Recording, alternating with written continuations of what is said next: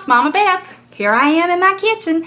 If you saw me on Twitter this morning making my video, I was getting myself ready and I had a little rant, so you might want to check out my Twitter feed. It's kind of funny. I'm a little silly in it, but I do have a good message because y'all know I love the words of wisdom.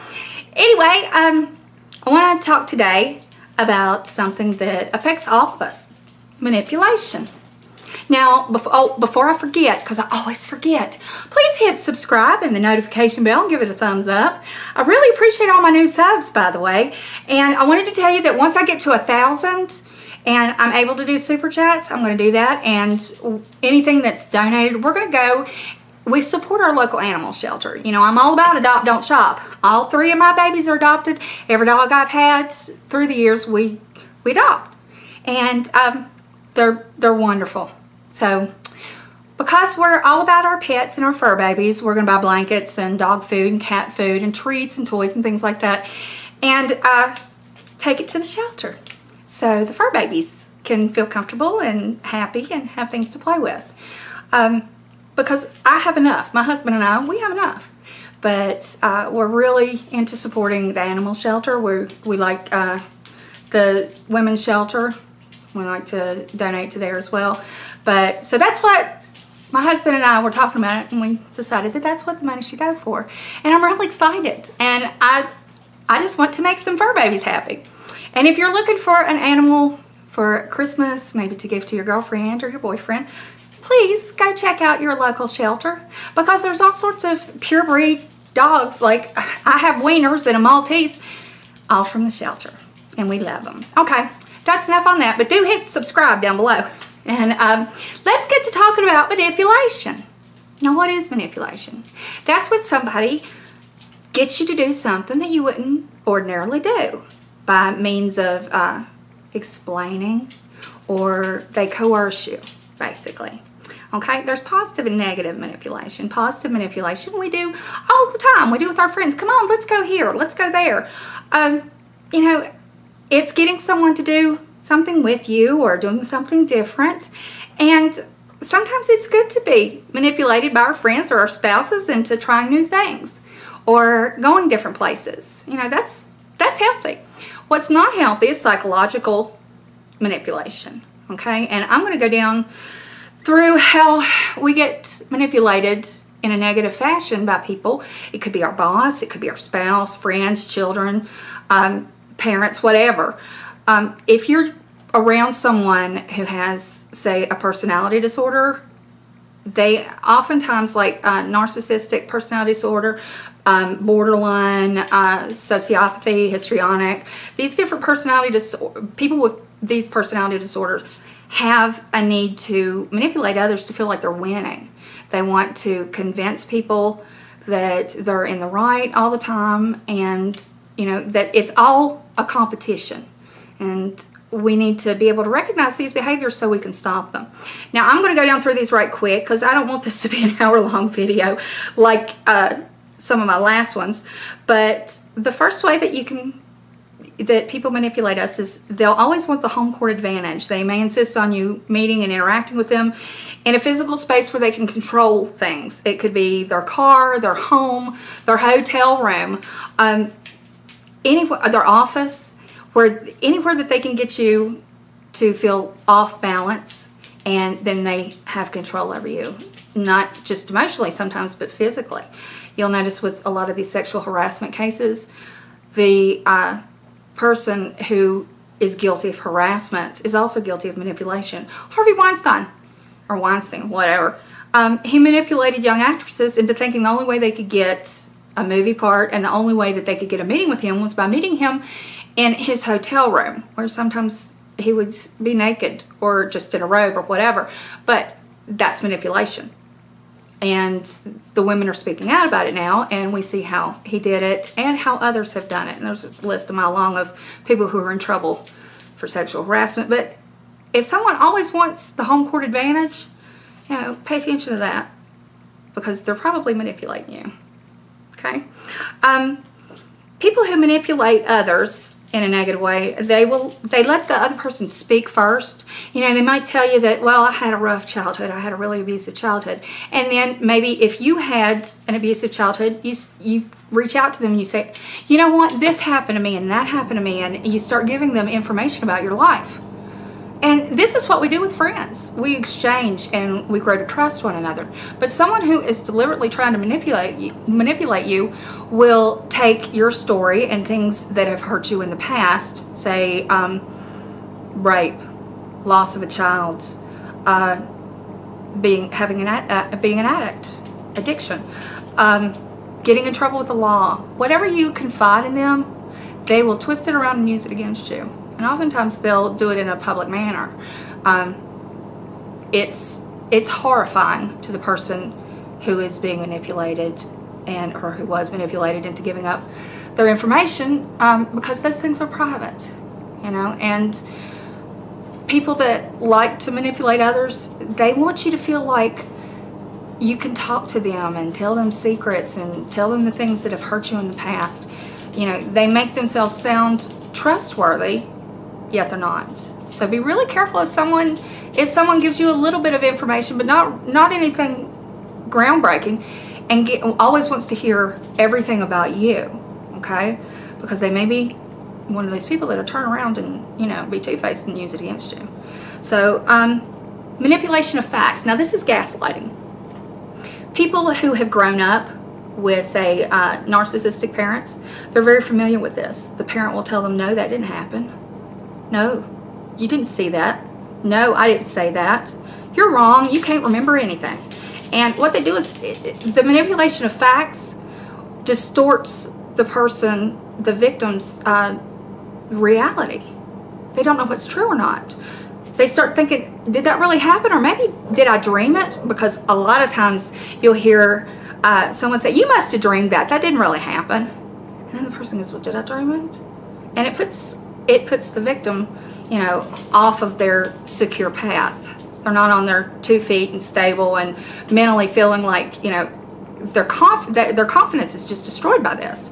So if you notice that someone in your life is constantly telling you that what you remember or what you saw or what you did or what you heard didn't really happen, you might want to back off from that person, because you're not an idiot. None of us are.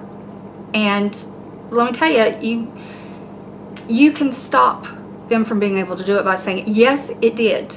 I have my memory and I remember what happened. Now, sometimes we forget things, but don't let someone gaslight you. And if someone is gaslighting you, call them on it. Tell them they're full of it. Okay, they may overwhelm you with facts or statistics. Do you have, say, one person in your life that every time you get on a subject, say if they've done something that was wrong, they use facts, little bitty facts, like I call them Google geniuses. It's people who haven't really studied the subject, but they've Googled it once and read off, you know, maybe 3 sentences, and then they keep repeating that thing over and over and over again until, basically, to try to make you think they're an expert, you know. And it's hard to not fall for that, because when somebody is pounding the same information, same little bits of information into your brain over and over again, you start thinking, well, that must be right. And sometimes it's completely false. But if someone is doing that and they have the, you know, like the chatty Cathy syndrome, you pull the string and, you know, the person spouts out a factoid, know that that's being manipulated, that you're being manipulated. It's a form of manipulation, or it's a method of it. They may overwhelm you with procedures or red tape. Okay, this happens in the office, in business. Say you want to get a raise. Say you've worked for your boss for 5 years and it's time you had a raise. But you go in and you sit down and you say, you know what, I think I deserve a raise. This has gone on and I've been here and I've been a faithful employee. If the boss turns around and says, you know what, I'd love to give you a raise, but I got to go through HR and there's all these forms to fill out and it's going to take an awful long time, and you know, I'll see what I can do, but I'm going to need you to fill out all this paperwork, and they basically overwhelm you with just bullshit stuff to do before you can get what you want. That's a form of manipulation. They're making it so hard on you that you're just like, screw it, maybe I don't need a raise. You know, that's a lot of work. I don't think I can do it. I've seen this with people who are wanting to get insurance and benefits, either through their job or, you know, if they were on disability or if they were senior citizens. You know, like Medicare takes a year to come through. Did you know that? I found that out. I was like, whoa. So after you start receiving your disability or your retirement, your Social Security, you still have to wait another year for your Medicare. And that to me is crazy. But they make it difficult, so it takes you longer to sign up. The ACA was the same way. How many people tried to sign up for it and only to find out that the service would crash or it would go down and they wouldn't be able to finish their forms and all that? That's manipulation. Okay, if you go to take something back to the store that you opened up and it was already broken, and the person says, oh, you have to fill out all these forms and all this stuff, and then I'm not sure if I could give you your money back, you have to have store credit, that's manipulation. Don't fall for it, don't stand for it. And if they say you got to fill out those 5 forms, do it right there and give it to them. Say, now give me my money. If you are dealing with someone who is manipulating you or is a manipulator, if you get in a discourse with them, if you get in an argument, they may raise their voice, they may become physically intimidating, get closer to you, so you feel threatened not only physically, but emotionally as well. If you're in an argument with someone and they can't keep their voice down, as far as I'm concerned, they've lost, and you have no reason to discuss it any further. Now, like my husband and I, we have a tiff every now and then. It lasts about 10 minutes, but like every couple, we argue, but we don't raise voices in this house because I got 3 dogs that if I raise my voice, they go nuts. They go nuts when they hear something outside. So if Mama raises her voice or Daddy raises his voice, they get very upset. And you know what? It's been really good for us because we learn to keep our voices down and we listen to one another. I listen to what he says, he listens to what I say. And I think that's why our arguments only last for a few minutes, because we start going, oh, okay, that's where he's coming from, or that's where she's coming from. Okay, but if someone, you know, that you're dealing with or arguing with or having a heated discussion starts, you know, trying to intimidate you with a loud voice and becoming physically oppressive, you need to just say, you know what, we're not discussing this anymore. I refuse to go down this path. Lower your voice. The lower you talk, the less they'll shout, because they want to hear what you have to say, whether you're agreeing with them or not. But, you know, that's one thing I always tell people. If you live in a house with somebody who likes to yell all the time, you whisper. Make them listen. Oh, and that works with kids too. If you've got a kid that's acting out and throwing a fit, lower your voice. Talk to them like this. You know, keep the voice low. And eventually they'll stop throwing their fit, their temper tantrum. They'll be like, huh? It really works with kids. I know it worked with mine. And it's worked with a lot of other children that I took care of. Negative surprises.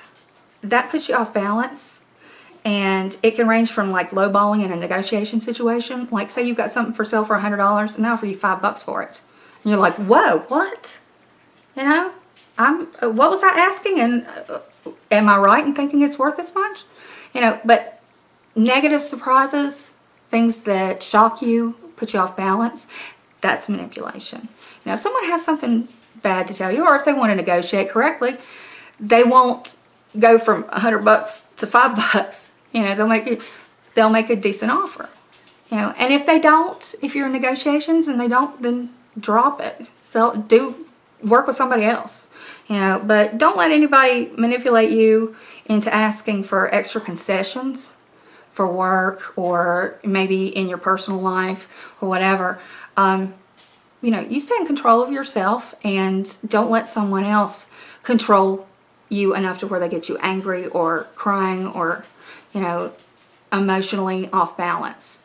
You know, that's not healthy for you. And if someone's doing that to you, then cut them out. If someone is giving you little or no time to decide, like they say, we're going to the movies, but you have to be ready in 5 minutes or you can't go. Now, I've seen this happen, and usually the best course is saying, well, y'all go on without me. And then the person will go, well, you know what, we might have a little more time. You know, if they're asking in a reasonable amount of time for you to, you have to get ready fast and get in the car because they said so. and then you're going to be at the movie too early. That's the type of situation I'm talking about. Another would be like in sales. And this is a sales tactic, the fast close, where they say, if you don't buy it right now, I can't guarantee we'll have it tomorrow, and I can't guarantee the price. My dad handles those people real well. He says, well, I guess I missed out on it, bye, and hangs up the phone. But he was a professor, well, he's retired. Kids would try to manipulate situations, like if they had a bad grade, they'd say, if you're going to have to change this grade, or I'm going to have to I'm going to have to bring my parents in. And he'd say, go ahead, bring your parents. Or, you know, he was so good at that. He always remained in control when it came to things like that. And he did not allow students to manipulate them, to manipulate him. I know teachers who did, that if you pitched a fit or said, I'm going to call my dad or my mom or whatever, the teacher would be like, fine, whatever, and they'd raise the grade to a pass. But recognize when somebody's doing this to you and put a stop to it, whether it's the hard sale or the threatening sale. You know, and sale, I mean getting something done, like raising a grade, or making you buy something, or making you do something right away. Recognize it. Don't let it happen. Okay, another way that you can be emotionally and psychologically manipulated, and I say those as two different things because some will make you cry and upset you to the point where, you know, you're in a dither, as we say in the South, and others can really psychologically change the way you think about things. So emotionally and psychologically, that's why I'm using the two different terms. Negative humor, they're poking fun at you. Oh, look at that. Wow, your hair sure is getting long. When you gonna cut that mop? I've heard that before. Or, wow, you sure have gained some weight. It's a good thing that you're so tall and so pretty. You sure do carry it well. I hate that. Don't tell anybody that, you know, wow, you've gained weight, but you look good anyway. I've been every size in the book. I don't care. My husband loves me whatever size I am. And I'm pretty happy with my size right now. But, you know, in my life, I've had people who were manipulators, and they tried to use sarcasm and humor in a way that they didn't look bad, you know, or they thought they didn't look bad in mixed company, but they hurt my feelings. And, you know, that was just cruel. So if someone's doing that to you, recognize it, stop it. Now, they may consistently judge and criticize you to make you feel inadequate. Distinct from the previous behavior, where negative humor is used, here the manipulator outright picks on you. We're talking bullying, saying things about your appearance, things that you can't control, making fun of your job. They just outright being a jerk to you. And that is a way that people manipulate others. And if someone is doing that to you, put a stop to it. Get away from them. Tell them you don't appreciate it and you're not going to put up with it, and you're not going to be in their company or be around them if they're going to continue to do that.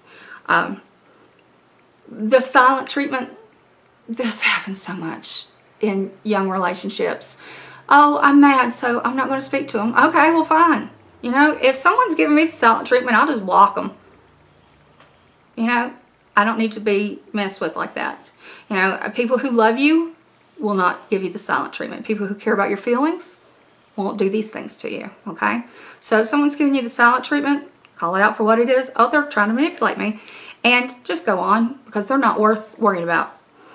To pretend ignorance, oh, I don't know how to do this, can you do it for me? That's manipulation, okay?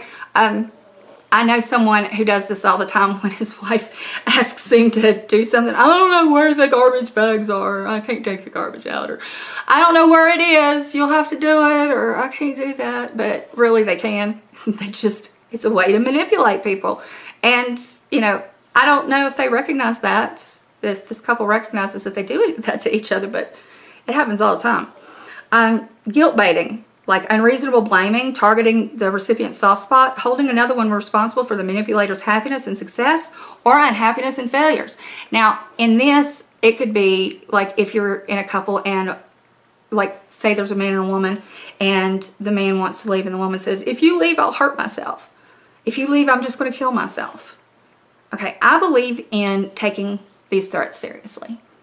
The National Suicide Prevention Hotline is 1-800-273-8255. I want to make sure I had it right. Call them. Encourage the person to call them. If you're feeling suicidal, you need to call. If you're with someone with a personality disorder, they are at a higher risk of hurting themselves. We know that the suicide rate among people with personality disorders is higher than people without. So see that they get treatment. If they're claiming they're going to, you know, cut their wrists or take a bottle of pills or whatever, go ahead, call the police. Get a wellness check done on them if you're not right there with them. Or say, okay, let's go. Go to the hospital. Do whatever needs to be done. You know, but take it seriously. If you want attention, you're going to get it. Okay? But that doesn't mean the person has to stay. Like if the husband's wanting to leave and the wife's threatening, you know, as long as he gets her help, he should be able to go and pack his bags and move on with his life. There's no reason that you should let someone control you out of fear that they'll self-harm, okay? That's one that a lot of people go through. I see a lot of people who have that, you know, thrown up in an argument. If you just don't love me anymore and I'm going to kill myself, you know, I take that seriously. And then victimhood, they're always the victim. And so you feel guilty and try to make up for it. Everybody is not a victim and everybody is not a bully. If someone is saying that, you know, they're a victim of this and victim of that, yet they've done the behavior to others to instigate it upon themselves, you know, they're no victim. If you go out and, you know, tear somebody up physically and emotionally and whatever, and then you come back and cry about it and say, oh, look what they made me do, and it's all their fault, and they pushed me to it, and they knew I couldn't handle it, and they know I've got this and that. You know, you see this a lot with people who are always being dramatic. Everything's a drama. The world is their stage, no matter what they're doing.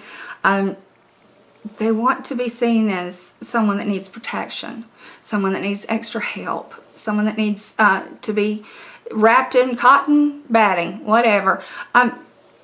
Recognize it for what it is. And don't let someone do that to you, okay?